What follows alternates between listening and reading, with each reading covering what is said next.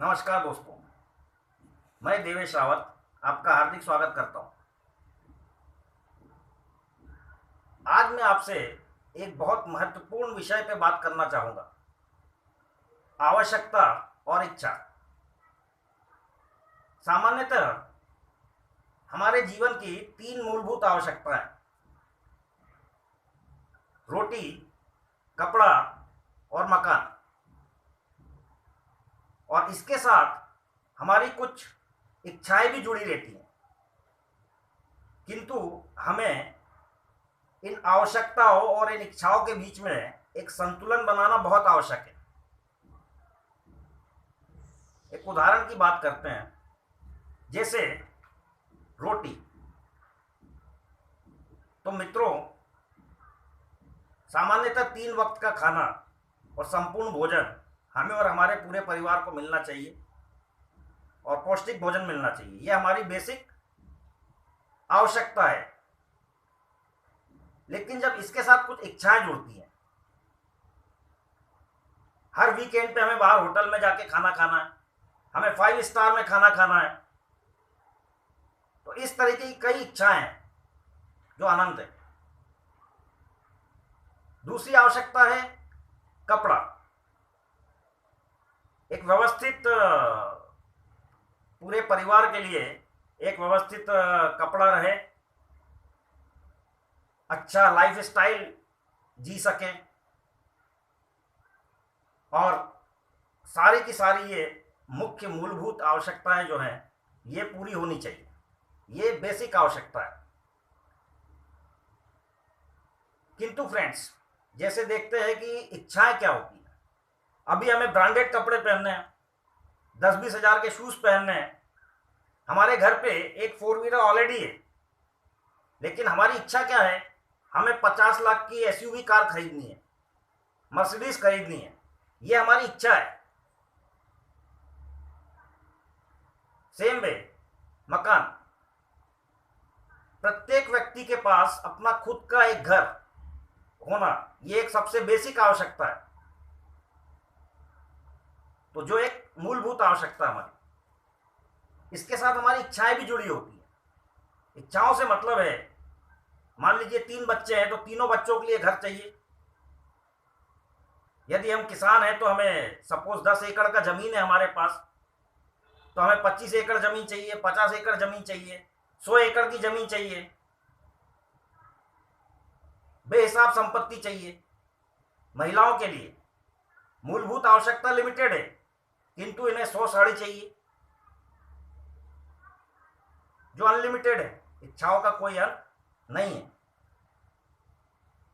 तो मेरा आपसे एक अनुरोध है कि आवश्यकता और इच्छाओं के बीच में एक प्रॉपर बैलेंस होना बहुत आवश्यक है। ये मैं अपने पर्सनल अनुभव से आपको शेयर कर रहा हूँ। दोस्तों, मैंने हमारे परम पूज्य पिताश्री को खोया है। उनके ओल्ड एज पे अंतिम समय में 7 महीने लगातार हॉस्पिटलाइजेशन था, और इस हॉस्पिटलाइजेशन के दौरान होने वाले आर्थिक नुकसान, मानसिक नुकसान और शारीरिक पीड़ाओं को मैंने बहुत करीब से महसूस किया है। तो इच्छा ये है मेरी कि इस तरीके का आर्थिक, मानसिक और शारीरिक समस्याएं किसी सामान्य नागरिक के जीवन में ना आए। इसीलिए आपसे मैं एक प्रश्न करता हूं,